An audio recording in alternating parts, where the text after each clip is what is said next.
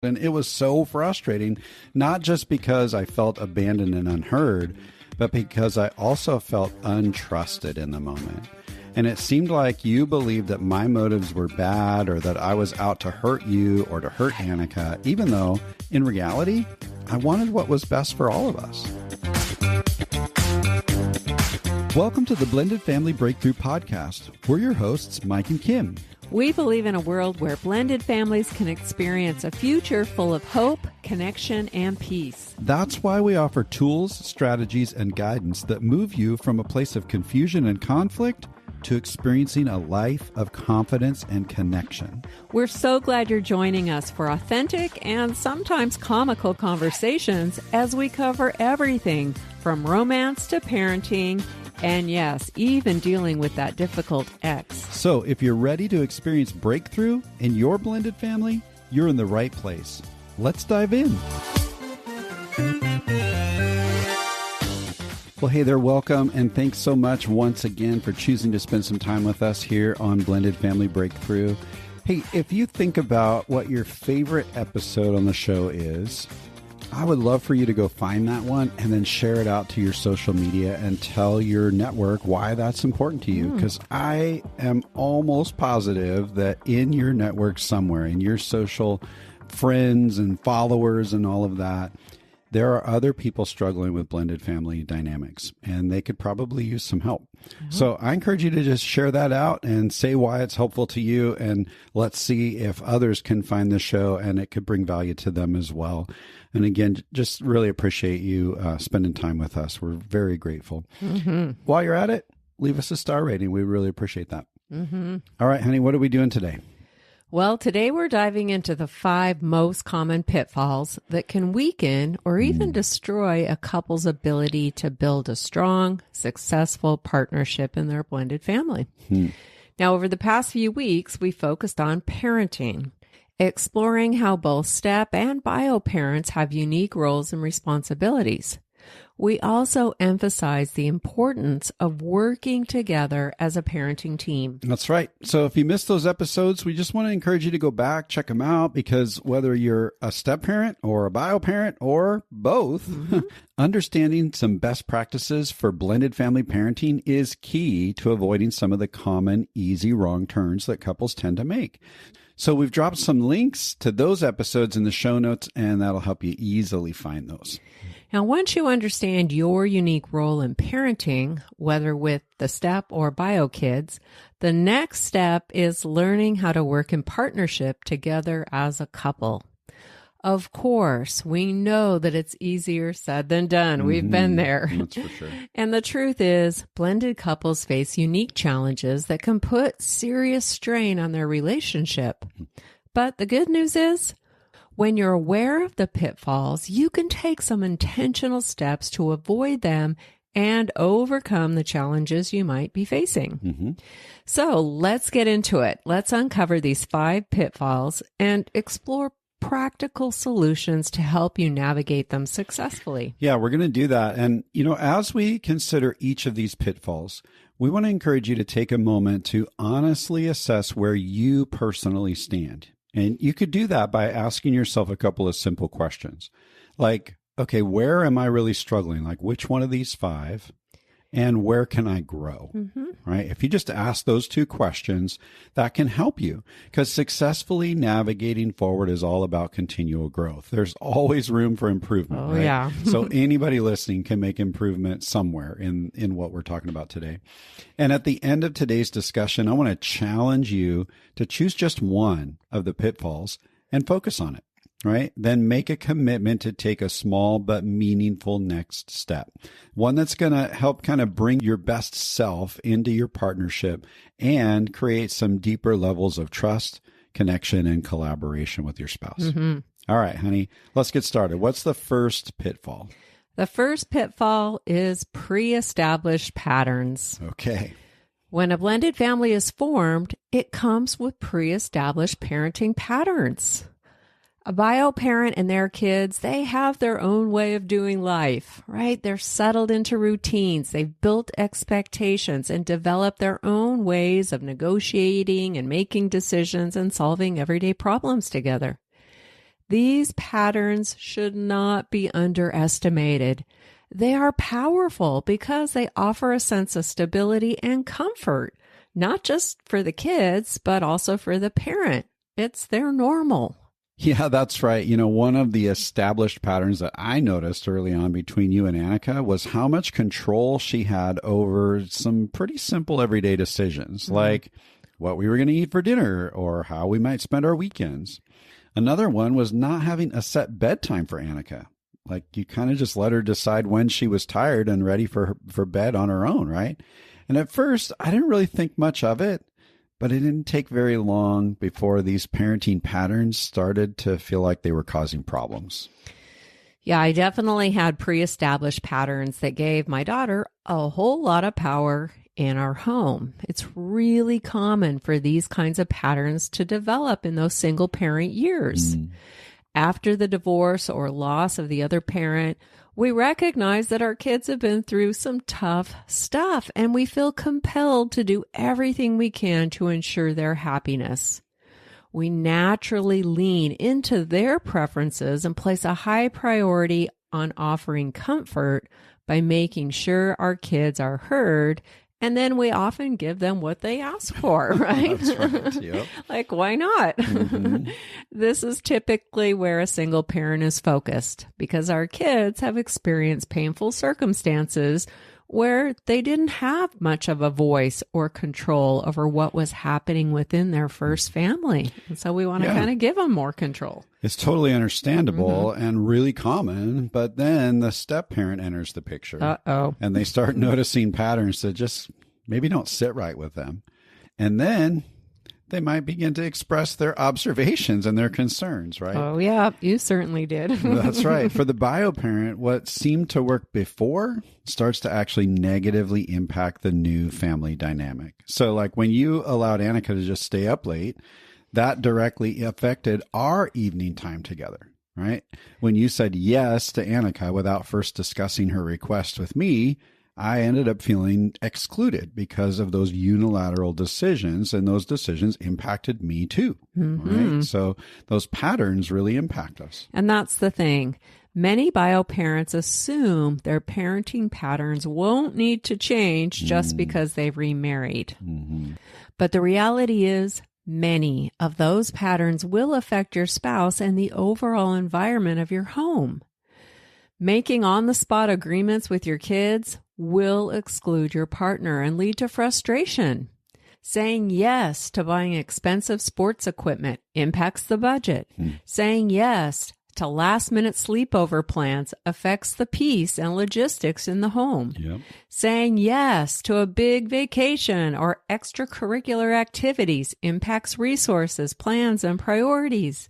Saying yes to including your child's other parent in certain family events affects boundaries and dynamics. Yeah, and let's be clear. We're not saying don't say yes, but often the bio parent is saying yes without having any kind of dialogue with the step parent, and that's what starts to create separation. Exactly. And even if these decisions felt normal before, they now have a direct impact, like you just said, honey, on your spouse and the whole family. And this can quickly become a pitfall in building partnership together. That's right. And bio parents, we get it. These are your kids, right? You've always made decisions with them and for them, and it's really difficult to adjust to a new way of doing things. Oh, yeah. But when you remarry, your spouse needs to be included in the decision-making process. That's what we're saying. You may still land on yes. Yeah. But it's a much different yes when you land on it together. Yeah. It's those on-the-spot answers. Yeah. So, if you don't do that, you're going to probably experience some disconnection and conflict and ongoing resentment, which is going to negatively impact all of the relationships and certainly the peace in your home. Maybe you've already experienced that. Right. So bio parents, I encourage you to take the time to examine your parenting patterns. And if you tend to make unilateral decisions that exclude your spouse, that's a pattern that really does need to shift. So instead of making decisions independently, start making them collaboratively. Include your spouse so that you're both heard and your perspectives are both valued and honored in everyday decisions. This is really going to help to build genuine partnership between you.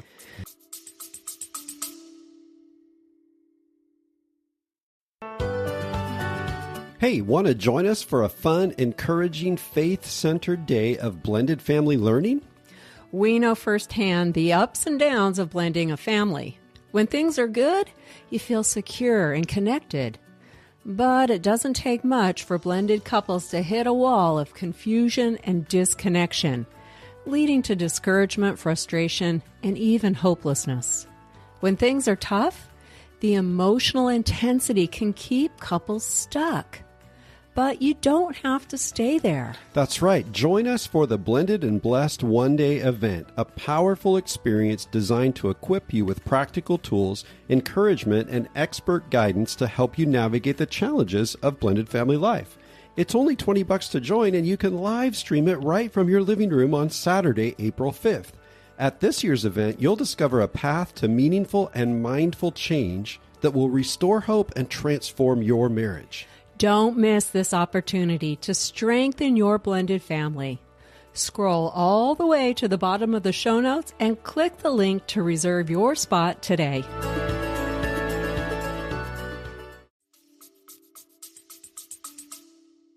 You know, bio parents, it feels scary or overwhelming sometimes to change your parenting patterns. I know, I've been there. But don't worry, you aren't alone here. I've been there, and I know how this dynamic can magnify the pain of being the trapped teammate, stuck between your kids and your spouse. But you know what? If I can get there, so can you. And if you need some help getting started, you'll want to check out episodes 154 and 134, where we walk through how to identify and shift parenting patterns while providing stability for your kids. Practical strategies for managing change and making united decisions. Go check those episodes out so you can take a deeper dive into this topic. You know, at the end of the day, recognizing and adjusting those previously established patterns is one of the most powerful steps that you can take to build a stronger, more united parenting partnership. This is really all about being willing to elevate your marriage partnership so that it becomes the foundation of your home. Right? And this is no easy task. No. But here's the thing. It's not just up to the bio parent to make this happen. The step parent has a part to play as well, which brings us to our next pitfall. That's right. Which is unrealistic expectations. Oh, I've never done that. No, never. You know, expert Ron Deal says it's the biological parent who ultimately has the responsibility to elevate the status of the step parent and the marriage in the family. If they don't, it probably won't happen. He also warns the step parent with the wrong attitude can make this process even more difficult. What Ron is saying here is really crucial. Healing these step family dynamics requires some effort from both partners. It's not just up to the biological parent, nor is it solely the responsibility of the step parent. However, unrealistic expectations, particularly from the step parent, can become a major pitfall in building a strong partnership. That's right. And I want to highlight that phrase you just said there, honey, healing this dynamic. I think it's important for us to take a moment to explore what that actually means. Okay. Healing isn't just about letting time go by. It's about understanding the root of these challenges and being intentional about working through them. Yeah. And one of the biggest hurdles in a blended family is what Ron calls reordered relationships. Yeah, good point. Let's break that down. You know, in a first family, the couple's relationship comes first, right? That's what forms the foundation of the home. And then they have some kids, and the whole parenting partnership kind of flows from there. But in a blended family, the order of all of that is actually reversed. It's the parent-child bond that is the first one that's really well established long before the couple relationship even begins, before you even met each other, most likely, right? So instead of the marriage now being the primary relationship, it ends up coming after those deep-rooted parent-child connections. Yes. And because parent-child relationships are formed through blood ties, family history, and identity, the marital relationship often starts off as the weaker link in a blended family. This shift creates what we call parent-child allegiances. And this is where the biological parent naturally gravitates towards their child or children, unintentionally leaving the step-parent feeling sidelined, insignificant, or even like an outsider. That's where disappointment and frustration can start to creep in. Yeah. Okay. So we're talking about unrealistic expectations. Right. Now, I've heard it said that all disappointment comes from unmet expectations. And wow, did I ever feel that when we blended our family, right? I'd had a ton of unrealistic expectations. And of course, those unrealistic ones are going to go unmet, right? Right. So guess what? It's time for some disappointment, right? You know, I expected Kim to prioritize me over Annika. I thought my parenting opinions were going to be quickly valued, that my preferences would be pretty easily honored, and my role as a stepdad would be instantly embraced. Man, how silly is that, right? And when that didn't happen, guess what? I experienced some discomfort, some frustration, and some disconnection. In a word, I was pretty disappointed. What I didn't anticipate was the reality and the magnitude of the reordered relationships. My bond with Kim wasn't the strongest one in the home, and her bond with Annika was. So I had walked into a system that was deeply rooted over several years of family identity and biological ties and the history that they had. So in my disappointment, I made the big mistake of thinking that I could just come in and take charge. I'll fix this, no problem, right? But honestly, that just wasn't fair to Kim, to Annika, or really in the big picture, it wasn't fair to myself either. Yeah. At the root of this challenging dynamic are the reordered relationships that naturally occur with the ending of a first family and the beginning of a new one. And healing this dynamic is a developmental task that takes time, understanding, and patience. Ron Deal describes it perfectly. He says, this developmental task is difficult and takes a few to the brink of divorce. It's a delicate balance of marital teamwork that takes harmony and practice. Practice. I love that. Yeah. One of the hardest but most important lessons I learned was that my unrealistic expectations were making things harder, not easier. A step-parent who expects instant acceptance or control will only create more disconnection. Instead, I had to really embrace the reality of small incremental changes rather than trying to bulldoze my way into like a leadership role in the family. And I'm pretty good at bulldozing. I'd agree with that. Yeah. I had to shift from criticism to curiosity, from frustration to empathy. I had to learn how to work with Kim, not against her. And that took a lot of patience and self-control and a willingness to grow. And I got to tell you, it was all worth the work. Yeah. Love that. You know, this process took work from both of us. Like Ron Deal says, harmony and practice are key, but the effort we put into it was worth it. Absolutely. If you're navigating the same struggles, you don't have to stay stuck. In the show notes, we've linked to a few episodes that dive deeper into this topic. Check out episodes 59, 160, and 167 to learn how to overcome parent-child allegiances, rebalance the relationships in your home, and make your marriage the foundation of your home. So what's the bottom line on this one? Holding too tightly to unrealistic expectations leads to disappointment and disconnection. This is a pitfall to partnership. Instead, you're going to want to focus on embracing realistic expectations as you build your partnership and focus on creating a home where everyone feels valued and connected. So, honey, what I heard you share with these first two pitfalls is that even though you were feeling some strong emotions, frustrated, disappointed, excluded, disconnected, Mm-hmm. you realized that if you wanted to build partnership with me, you needed to show up with curiosity, empathy, and patience. Mm-hmm. You and I both know how challenging it can be to show up well when you're experiencing painful emotions. Absolutely. And that is what brings us to the third pitfall, which is emotional reactivity, right? Those emotions that we experience are real, okay? They're valid emotions. We've been talking about those. But when we react in ways that just aren't helpful, they create unhealthy communication patterns, making effective partnership nearly impossible. And we know this really, really well because we stunk at all this for a lot of years. Yeah. So, honey, in those early years of marriage, when you noticed that I felt excluded, what did you see in my reaction? How did I react?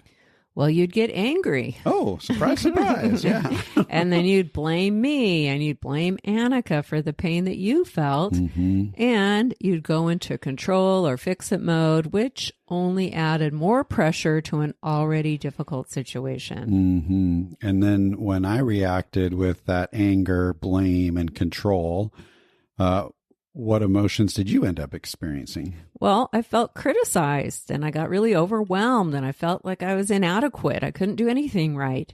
Then I'd react by shutting down, shutting you out, shaming myself, and avoiding parenting issues altogether. Absolutely. And this is what's so crazy. When I was struggling with feeling like that stranded stranger in our home, I was disconnected, excluded, and abandoned. What I really wanted was connection. But it was my reaction, that blame and control, that actually pushed you away instead of drawing you in. Instead of moving you toward me, you pulled away and disconnected even more. Yeah, I did. I pulled away. That's right.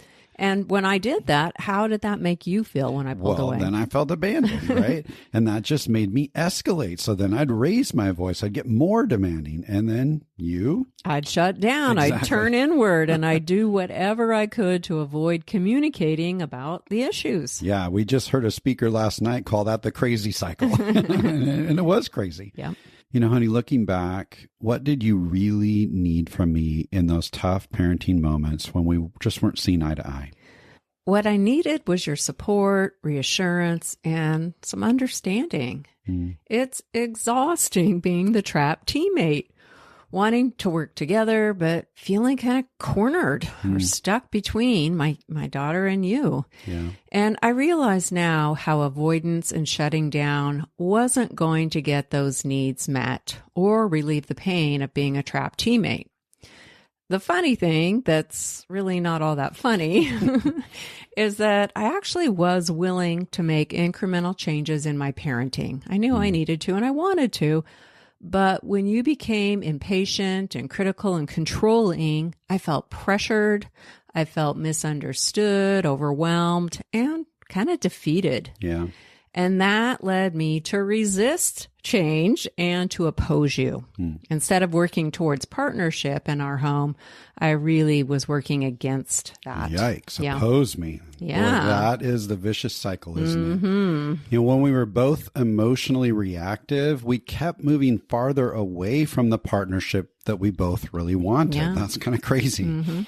Our painful emotions tended to hijack our ability to communicate, making it nearly impossible to work through parenting challenges and really align. Yeah, you can't do it. Yeah. I'm so grateful we're not stuck there anymore, honey. Me too, absolutely. That pattern eroded love and trust in our relationship. For sure, yeah. And once we learned how to regulate our emotions and then show up differently, everything started to shift. We built some healthy communication patterns and finally made real progress as parents and as a couple. And here's the thing, communication is a skill. Anyone can learn better ways of connecting even in those hard moments. And one of the biggest pieces of that is just learning to manage our own emotions. Absolutely. Emotional reactivity is one of the biggest pitfalls in step-family relationships. But let's be clear. We're not saying you should ignore your feelings or sweep them under the rug. They actually need to be validated.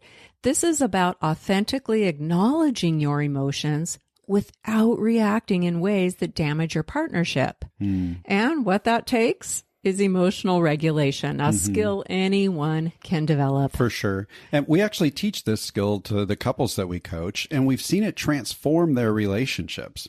So if you're listening, you're like, well, I want that. Then I encourage you to go check out episode 202, just a few episodes back.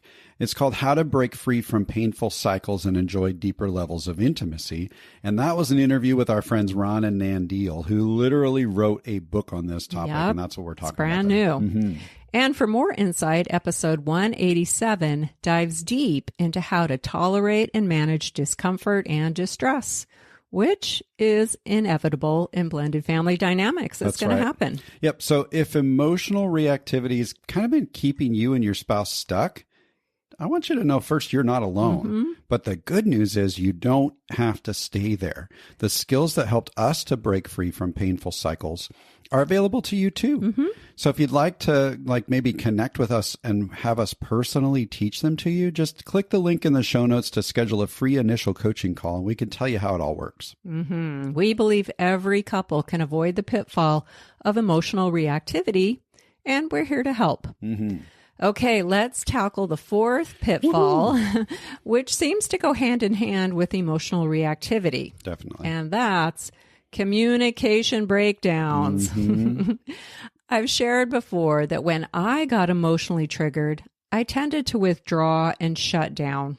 And honey, you probably remember a time when I was doing everything I could to avoid facing our parenting issues. Yeah. And I will never forget one moment when I was briskly walking away from you during a disagreement or a dispute, I believe, and you called out, Kim, avoidance doesn't solve problems. Yeah, I totally remember. You remember that? Moment. Yeah. And, you know, I don't like to say I'm right, but in that moment, I was right. Avoidance doesn't solve problems. And it was so frustrating, not just because I felt abandoned and unheard, but because I also felt untrusted in the moment. And it seemed like you believed that my motives were bad or that I was out to hurt you or to hurt Annika, even though in reality, I wanted what was best for all of us. I can see that now, how painful it must have been for you. Even though I was stuck in emotional reactivity at the time, I knew deep down that you were right. Shutting down wasn't going to build our partnership or solve the very real challenges that we were facing. Yeah. Now, we often hear couples say things like this to us. When my spouse escalates with anger and hostility, I'm able to stay calm and take a break from the conversation. Now, they might call this setting a boundary, and sometimes that's true. But more often than not, it's really avoidance, stonewalling, minimizing, or deflecting. Yeah, right.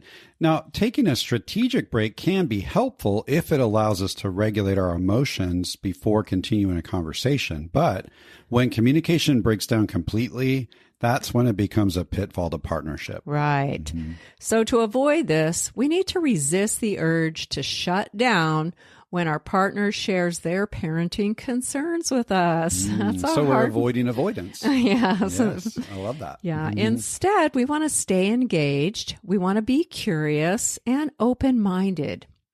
Even if you don't fully agree with your partner's perspective, you can validate their feelings with something like, you know, I can see this is hard for you. Rather than getting defensive or feeling the need to protect your own kids, try to see things from your spouse's perspective. Now, if you choose to ignore their concerns and avoid the conversation, well, frustration and conflict will only grow. That's right. We know this all too well, don't we, honey? I mean, when your partner feels unheard or dismissed in their own home, anger and resentment is going to start to fester. It's just kind of part of the game, right? Your relationship will likely become tense and guarded and unhealthy. That's the last thing any of us want. Yeah. So let's put this into perspective. Imagine that your spouse is frustrated that your kids are allowed to snack all afternoon. Then they refuse to eat the balanced dinner that you've cooked. Imagine it. I've been there. You have.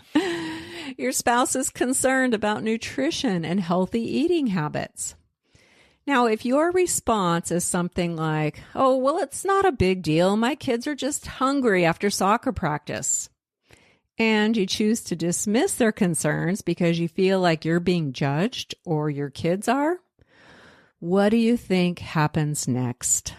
Well, that spouse is going to start to believe that you just don't care that much about nutrition or structure or their role in the family. Mm-hmm.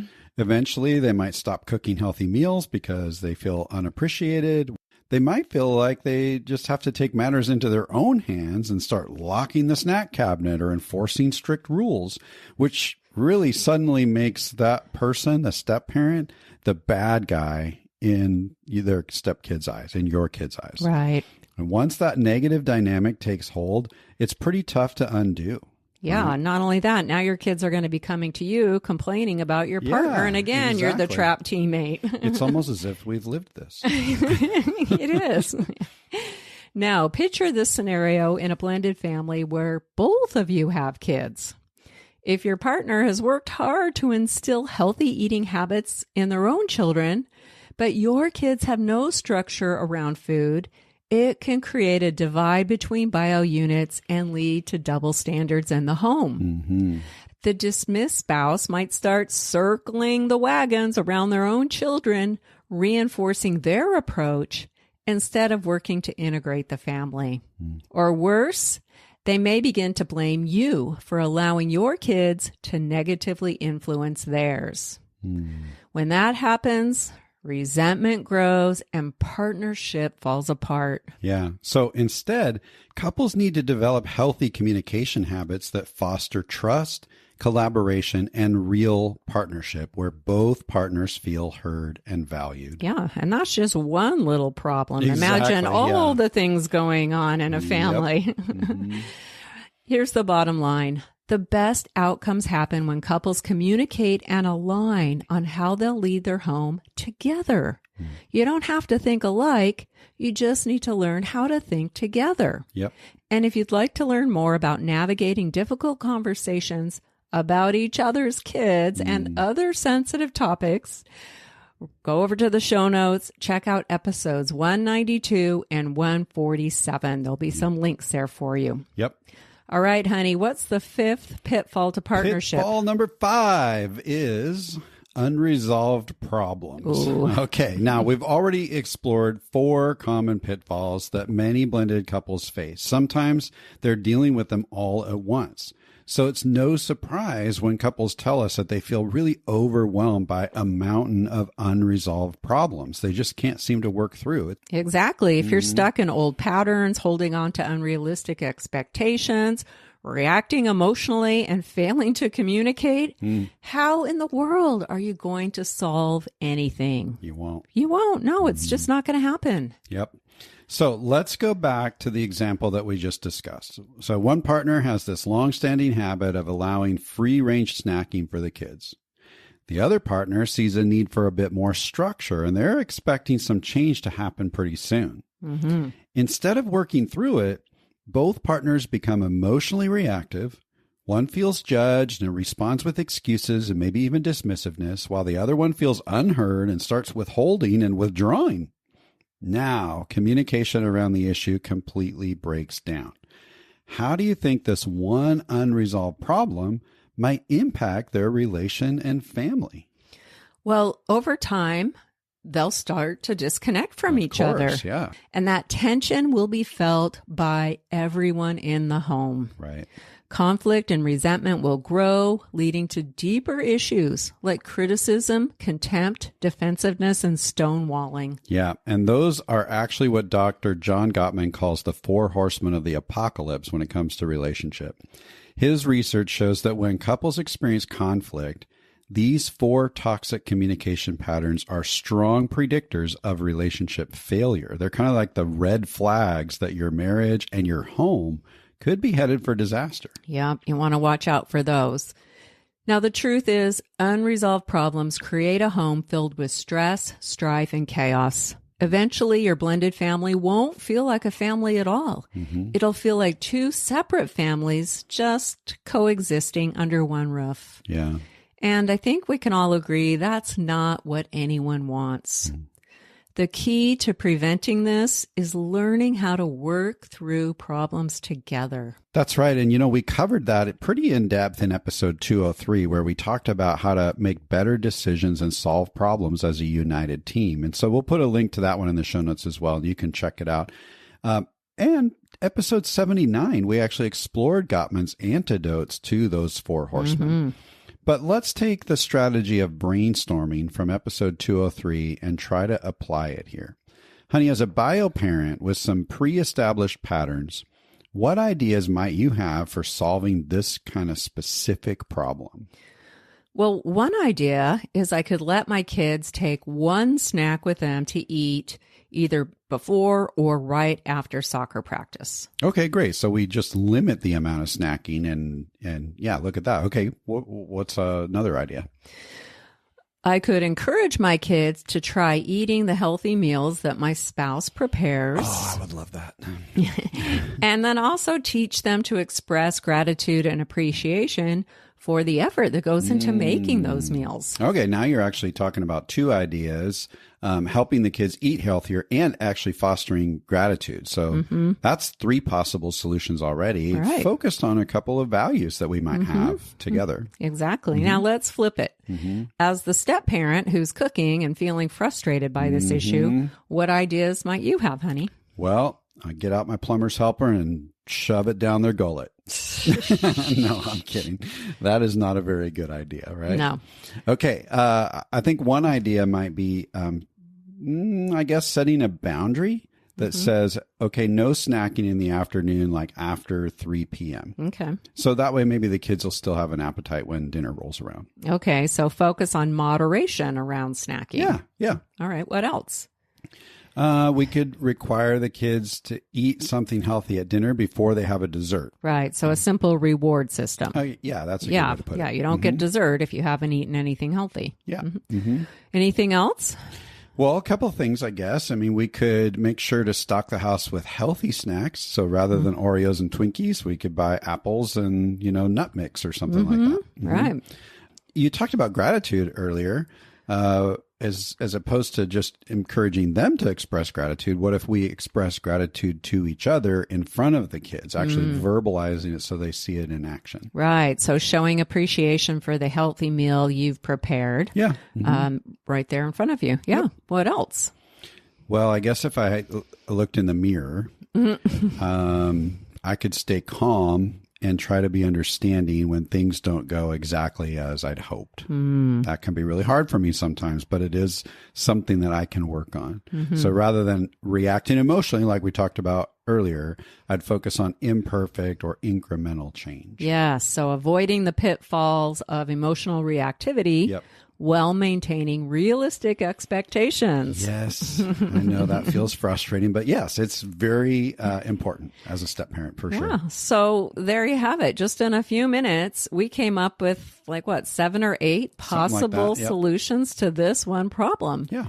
And that's what brainstorming is all about. We're generating ideas that foster collaboration, not competition. And the goal is to find a solution that honors both of us. That's right. So here's another idea. We could take an intentional approach to align on the values that we want to instill in our home. Ooh, yes. Things like healthy eating habits, gratitude, appreciation, moderation. Those are all things that kind of came out of the brainstorming. And those are just a few possibilities. There's all kinds of things that we could do. And then we can set some realistic expectations with all the kids and try to lead our family in living out what's most important for both of us. That's a powerfully positive idea that we partnered around years ago. Yep. And as a family, we've experienced some amazing results. Now, if that sounds like something that would benefit your partnership and your family, we can help you achieve it. For sure. It's so important to us that we actually created a digital course to help couples do this. And if you want to learn more about getting united around family leadership and resolve your parenting style differences, you can start by checking out episode 172. And of course, we've got a link for you. Or you can schedule a coaching call with us. So the key takeaway, Don't fall into hopelessness or defeat when it comes to solving problems. Instead, you want to stay positive, open-minded, and committed to working together. We've covered a lot today, and if you've made it this far, we commend you. Yay. It takes real courage to reflect on these challenges, and we believe that you're ready to take the next step. That's right. As we've explored each pitfall, hopefully you've been able to honestly assess where you might be struggling most and then identify a couple areas for growth.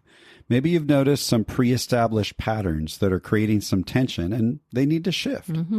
Perhaps you've been holding on to unrealistic expectations and maybe need to replace them with more realistic, flexible ones, embracing incremental change along the way. Maybe you and your spouse are experiencing communication breakdowns and you've realized that you've been dismissive, avoidant, or resistant to collaboration. Or maybe you've recognized how reactive you become when emotions run high and that your reactions might be making things worse instead of better. Or it could be that you're feeling completely stuck under a mountain of unresolved problems. Yeah, whatever it might be, we challenge you to choose just one of these pitfalls to focus on. Then make a commitment to take one small but meaningful step forward. A step that helps you to show up as your best self in your partnership, and one that fosters trust, connection, and collaboration with your spouse. You can do it. Yep. That next step might be as simple as listening to one of the episodes that we've mentioned. And possibly inviting your spouse to listen with you so that you can start an open conversation at where you're at and how you can both move forward together. Or maybe your next step is just reaching out for support. That might be with us, but it could be with another qualified professional who understands the complexities of blended family dynamics. No matter which pitfall you decide to tackle, we encourage you to set your mind on moving forward. Learn, grow, and apply what you've discovered so that you can make imperfect progress that leads to greater connection, peace, and successful partnership. Awesome. Hey, we hope this has been really beneficial for you, and we hope that you've identified a next step. If not, you might need to go back up and just listen a little bit so you can figure out what that next step will be. You know, something that can impact some of these pitfalls along the way? It's when we're struggling with what's happening in the other home. Maybe the ex has different rules than we do. Well, in a couple of weeks, we're going to tackle that as well. And that can really help you build your partnership in your own home. Yes, exactly. Okay. But for now, we're going to make this episode a wrap. Until next time.